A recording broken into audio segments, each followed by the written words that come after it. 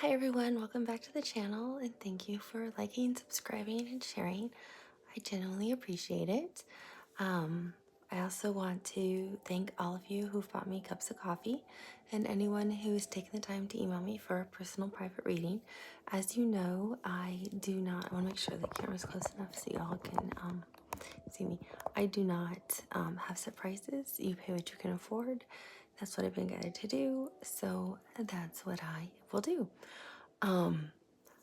What Spirit's been asking me to do lately is do readings for certain signs. I actually am going to do a reading next for a few signs who've been being yelled at about lately today. But I wanted to talk about your intuition because your guides they communicate with you basically based on your main intuition. So we all have psychic abilities. There's a difference between being a psychic and a medium. We are all psychic, meaning we all can tap into our intuition. Not everyone is a medium. A medium is someone who can connect with people who have crossed over and communicate with them. So I wanted to make sure I was clear on that distinction as I talk through the different types of intuition or psychic abilities that you may have. Because sometimes I will refer to this is what a medium may also have. So you would already know if you're a medium because you would see people who have crossed over, had conversations with them. It can be in a waking state and it can also be in a dream state. Really strong mediums can talk to them while they're awake like I am right now. But other mediums will also see them while they're asleep. That's more usually somebody who you are close to who's coming to see you, let you know that they're okay, they love you, and everything is fine. Just to let you know. That's the difference. But we are all psychic. We can develop actually all of these abilities, but we're naturally inclined to have one that we're really good at.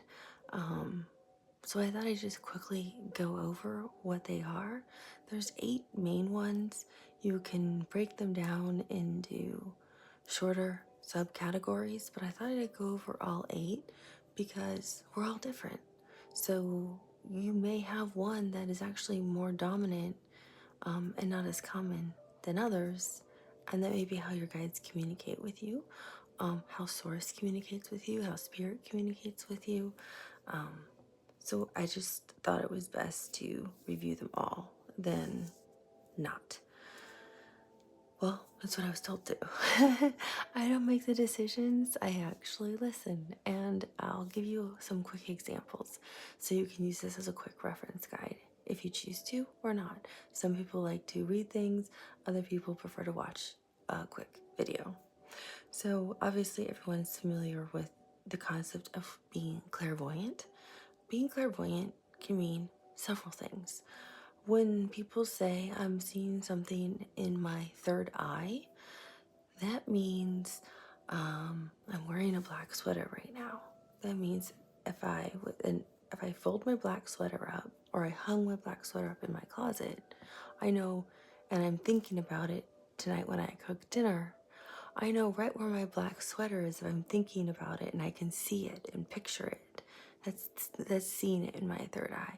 I know right where my black sweater is hanging up in my closet. I can see it in my third eye. So you might get images in your third eye that's seeing you in your third eye. They'll show you things in your third eye. You're not literally seeing something. You're being shown an image, but it's like in your head. It's like right now, if I was to say, where are your white sneakers? You can visually see it in your mind. That's your third eye. So for some of you, that's very strong. For some of you, that may not be your strongest, and that's fine too. Others have the clairvoyance, and this is a smaller group with their clairvoyance, can literally see things as tangible as me holding up this labradorite crystal. You can really see it. Some people will see things appear that are not there in front of them to show something. Like I think I did a video a while back where I had 3 dogs. There were 3 different types of, I think, collies that appeared. It was like a border collie, a Sheltie, and a collie. 3 dogs appeared randomly, and I would stare off and I was seeing them. So for me, my clairvoyance is all of them. I can see it in my third eye. I can see it, well, they'll appear in front of me. Sometimes I'll see like it's like I'm flipping through like pictures. So sometimes they might show you photos. It might be kind of fuzzy, like it's a Polaroid picture. So you're waiting for it to come all the way through. If you can't quite see it all the way, ask your guides if they can help it make it a little bit more clear for you to see the image. You might see orbs, auras, colors. That's energy. So that might be what you see. That's also seen through your third eye. The next one is being clairaudient. So the most common way people will say that they're clairaudient or have clairaudience is they will hear ringing in their ears, like a high pitched ringing. Always check things medically to make sure you don't have some other medical condition. So they'll use that for confirmation if something's correct or not. That is one thing. It's kind of like a really high pitched chime bell. It's really, really high pitched. It's usually an angel or a guide. For me, it's usually my angel. I know which. It's usually more. It's usually a very specific angel I work very closely with. But that's not the clairaudience I'm most used to. It's in tandem with. And then people will also say that like their ears will get really hot or red, and you can sometimes see their ears actually getting red. That's how a lot of people describe clairaudience. They'll also describe it as like seeing signs or synchronicities. They'll communicate, like I have said before, like through the same songs again consistently, with the same lyric that you keep hearing, trying to tell you something. I use those more as signs and synchronicities. Clairaudience, though, too, can be literally hearing them out loud. So when I do my readings and I hear things, I'm literally hearing. It's always in my right ear. I get the ringing in my left ear when it's the one person who's speaking to me. But it's always right here in my right ear. It's always this one specific one. But I have multiple guides who will come through. One's a poet, one's a different type of male energy. One's a softer feminine energy, and then I have a very strong, very strong angel one that will come through too. And they talk, and I can hear them like I'm talking to you right now. You can also hear them clairaudiently in your head, and it's very clear because it's not your own thought. So you're very aware of what your own thoughts are and what your thoughts are not. So it's like you're almost having a conversation in your head. It's not like when you're debating, should I cook spaghetti tonight or should I cook lasagna? And you're having that thought in your head. It's very obvious because there's somebody completely different in there having a thought with you. That's another way of having clairaudience. So you can use your discernment and you can be like, who are you? I'm not familiar with this. So your guides will come through to you. What's your strongest natural intuitive ability? They're going to pop up and you're going to recognize it. And this thought's going to be very different. It's going to be something you wouldn't naturally have. And you can ask your guides, can you let me know if this is you? Covered in the chills. So yeah, they're reaffirming again. Those of you who are new to the channel, when I'm covered in the chills, it's my guides or spirit or angels, source, what resonates best with you, confirming what I'm telling you is accurate, and this is exactly how they will come through to you. Not clairaudiently, through your strongest intuitive way. But it's very rare. It's much more rare for them to speak out loud where you'll hear them like you're hearing me. You're more likely going to hear like a chime bringing in the ear, a red ear, your ears turning hot, or thoughts in your head.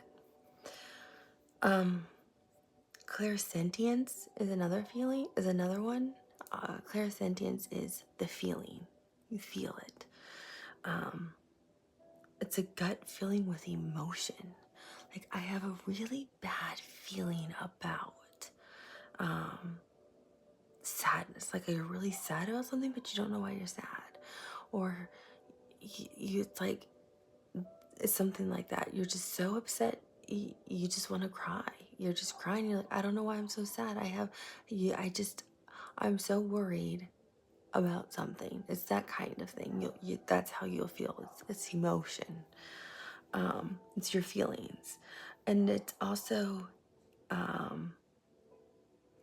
people who can tap into other people's feelings too. So with this one, you have to be able to use your discernment and know what your feelings are. So you have to be really grounded in knowing what your own emotions are. When you're getting a premonition or an emotion that's to come, when it's coming from your guides, it's going to be a very happy feeling. It's going to be love, happiness, bliss, warmth, protection. Again, I'm covered in the chills. So those are the kinds of emotions you'll feel. Your guides are never going to give you the sense of fear, danger, depression, anything like that. You're only going to hear something out loud, danger, some warning, if they're trying to protect you. So if you think you're okay and you're trying to cross the street and you hear stop, and that's not how you usually communicate or hear from them, or all of a sudden you feel like this sense of immediate danger and you just are frozen in fear. It's them protecting you because maybe there's this like massive bus going too fast and it would have run you over. That's the way they would warn you. That's the only way they would communicate with you of something in terms of fear. Otherwise, it's always loving, protecting, happiness, bliss. So they'll always come to you that way in terms of feelings. They're never going to come to you and bring you negative emotions. It's also, if you have the ability of clairsentience, it's understanding the energies of other people. And it's also very common with people who are mediums and people who work with spirits, people who work with angels, people who are very close with their guides, other realms. And usually when that happens, they know when there's another spirit in the room, when there's angels in the room, when there's other energies in the room, when there's affirmations happening, because they usually will say, I'm covered in the chills, I'm covered in the goosebumps, because they are constantly getting touched by them and feeling them. So that's how you will know if you're around somebody who is of that type or that vibration, if you're just having a natural conversation with them. If you're not in some place that's really cold and you just all are chilly, if you actually have a question or are interested in that, you can always ask them about it. So then there's claircognizance. And when we say cognizance, this is about knowing. So this is that inner knowing you have. These are about premonitions to come. This can come in a dream state. This is, again, gut feelings, but it's a gut feeling of I know. So think of your solar plexus as your compass, right? It's, I know it's not a good idea to drive my car today. Something's wrong with it and I don't care what anybody says. Listen to your instinct. It's people who just know things and they know to listen to it. It's people to know things to come. It could be in dream state, it could be in waking state, it can be in meditative state.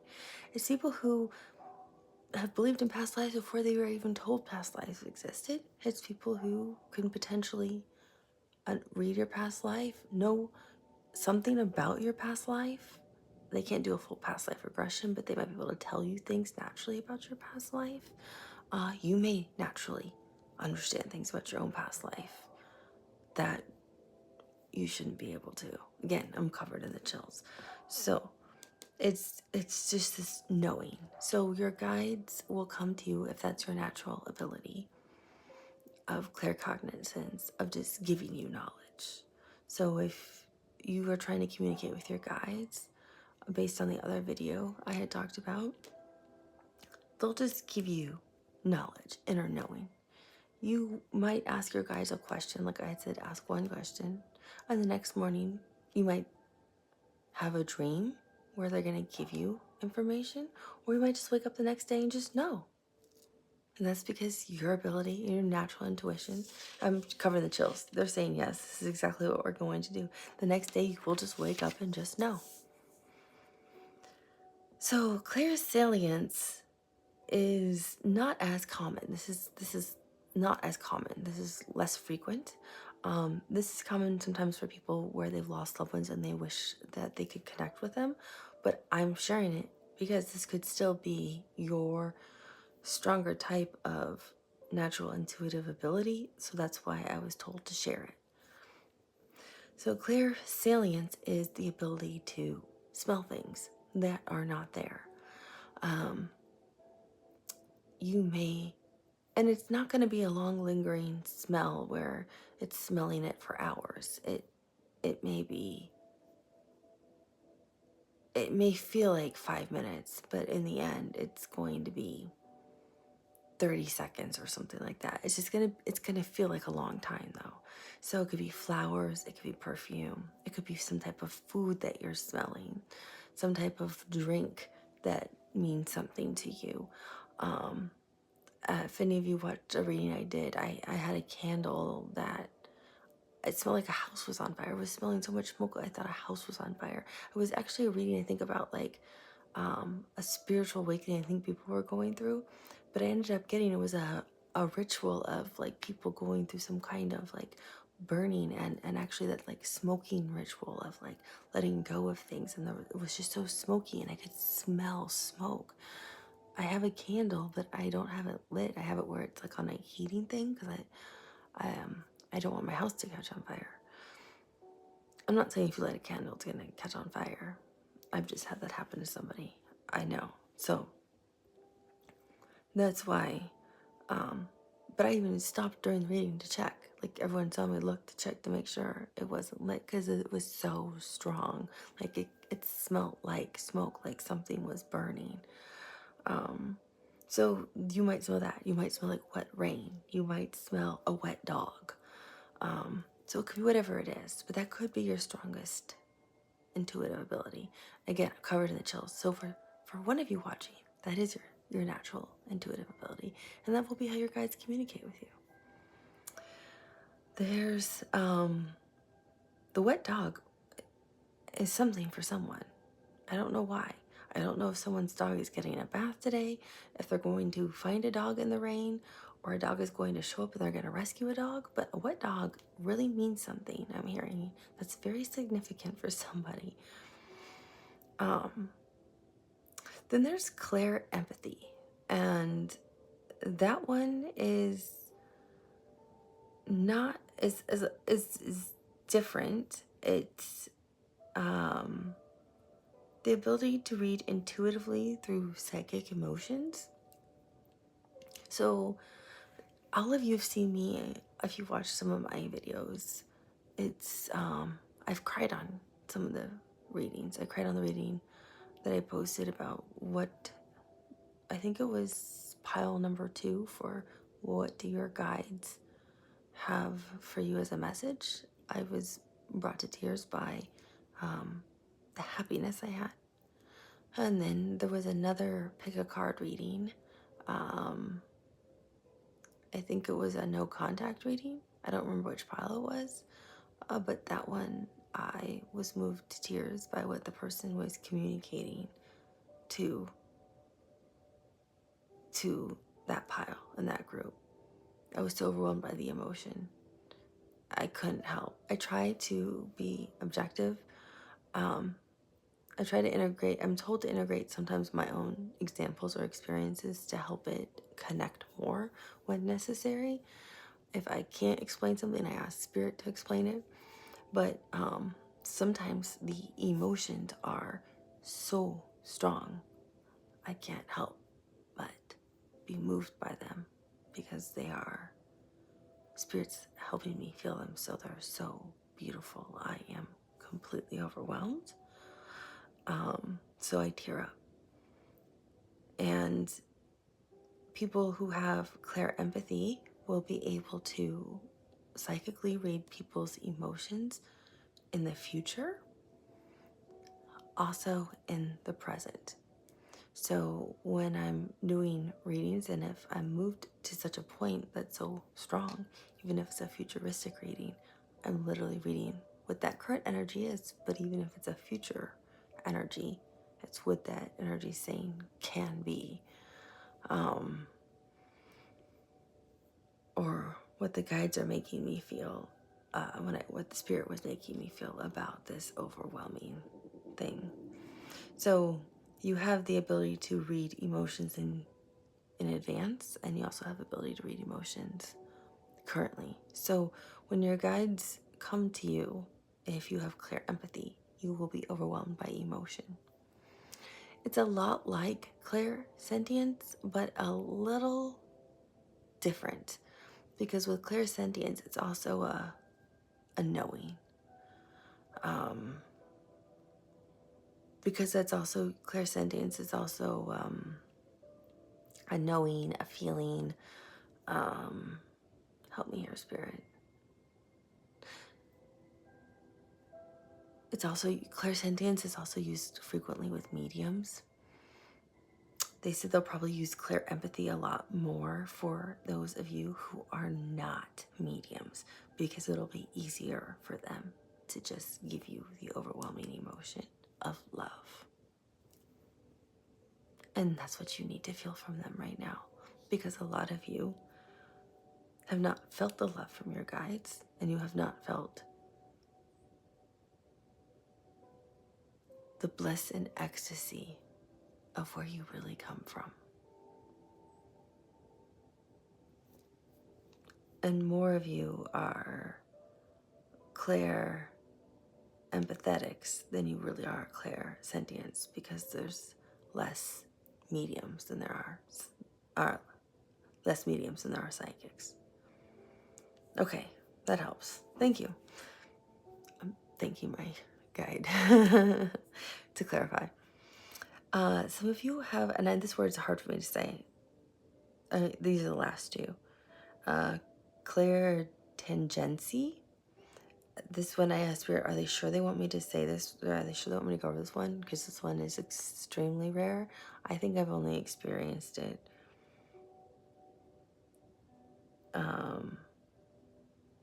Oh, no, this one's common. This one can be common.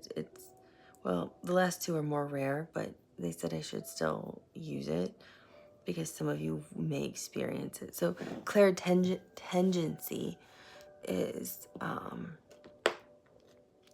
it's more common with mediums, but some psychics have this ability. So it doesn't mean psychics won't have this ability. It's not going to be the first time. If it's your first time trying to communicate, or the first few times communicating with your guides, this isn't how they're going to communicate with you. As you build a rapport with them, they may use this for some of you if you have this ability. We all have it, if it's one of your stronger ones. So it actually has to do with touching objects, and all objects collect energy, right? That's why I'm a huge advocate of, where is it? Selenite. Selenite crystal clears all negative energy, absorbs negative energy. You can put it on top of anything and it clears negative energy. So I'm always about protecting your energy. Palo Santo, sage, you can do those things in your house too. But but selenite, I have it everywhere. I even put my jewelry on top of it, and it cleans it. I always wear the black, I'm blanking on the name now. It's a special type of bead, black bead to wear for protection. But I always pray for the protection too, to be around me. I always meditate and bring the protection around when I'm talking with Spirit. But it doesn't matter. Everything's absorbing energy, right? My journal for manifesting just naturally is going to pick up energy. If somebody comes in and is cleaning, if somebody has to repair the drapes, they're bringing in energy. If they're having a bad day, and they're thinking bad thoughts, or they're angry, or they're sad, or they're grieving, and this is sitting here, it's absorbing that energy. I naturally put this on top of it, so it does that. But it doesn't matter. Everything absorbs energy. That's just life, right? You can't clean everything. That's just life. So what some people can do, and this has actually happened to me, it's most common with our hands, but when I was meditating over this before I spoke with all of you, Spirit said that it doesn't matter. It can be in your lap, it could be your shoulder, it could be any body part, because not all of us have hands. We all have body parts though. So it's what touches what on you that you can feel it, but it is most common in hands. That's why sometimes when people go to see psychics, or it's more common honestly with mediums, but still it is something psychics can do. They'll ask you to bring sometimes like an object to them because they can hold it and they can read the energy off of it. So it could be like somebody's watch, it could be a ring, it could be a book, it could be anything. They're asking me to give reference to something that happened to me when I was in my 20s. And living in Florida, I literally was getting out of my car, and I never liked this car. And it was like a cute car. It was one of those cars you would always buy. I loved this car. I'm not gonna name the car because I don't want to say anything negative about this brand, because it's a great brand and I've always liked this car. But I never liked the car, so I would always intentionally park far away from this car. It's right where I used to live. But so, it's one of those things you would just say, like, oh, it just has, I always would say it has bad energy. It has a bad vibe, is how I would describe the car. I just didn't like it. My friends would make fun of me if, like, I picked them up when they came over to my apartment where I lived in Florida. I was in my early 20s. And one day I was stuck where I had to park, like next to the car, and we were walking by, and one of my friends was joking with me and bumped me into the car, and I was like so upset, and I touched the car. I was so upset I touched the car, and I literally just touched it with my arm. I didn't even use my hands. That was it. I had the worst experience ever. I felt really negative energy. I felt violence. I felt danger. I felt threatened. I felt like the police needed to come. Somebody was going to be harmed. Like, I was really afraid of this car. I'm talking about a little car. It's an inanimate object, right? 2 days later, come to find out, I did not know this. This was my neighbor's car. And it was a couple like in my age group. They lived right next door to me, and we shared a wall. And that night they got into this huge domestic fight, and he was trying to kill her, and I could hear her screaming for help, for someone to call for help. Well, there was only two of us who lived on that side. No one else could hear but me. So who was the person who had to call for emergency help but me? I'm covered in the chills. It still bothers me to this day. So yes, some of you, they're saying, will have this really strong ability with clairtangency, where you will be able to touch anything. Like me, I bumped into it. I just already knew I didn't like it. I just knew I didn't like it, and I never wanted to be around it. And I didn't know it was I didn't know it was these neighbors. I'd never even seen these people before. It's much stronger in mediums, but psychics have it too. So they said some of you will have this, and you will just be able to, you will just usually use the phrase in the end, it's just bad energy or bad vibes, or I just don't like it. And so they wanted me to give you that story because that's how I'll describe things.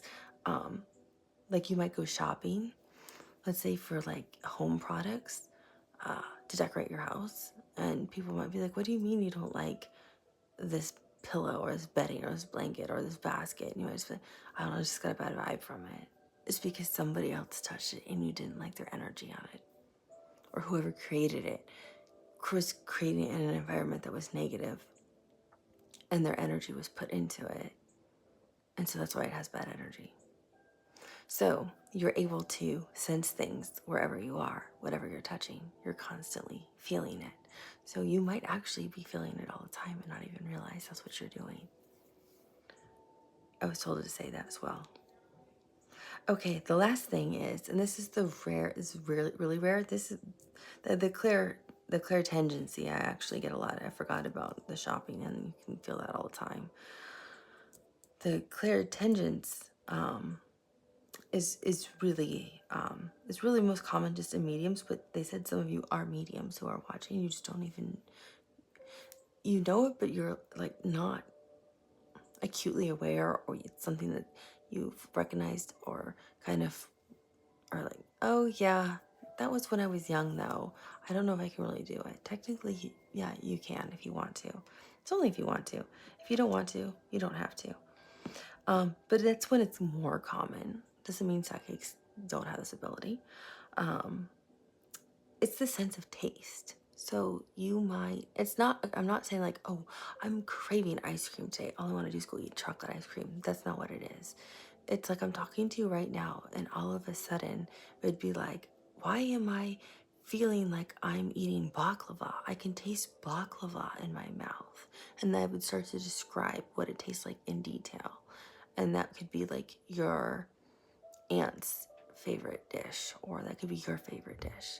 So it's more common in private readings, one-on-one readings, that would appear, but it's any kind of sense of taste.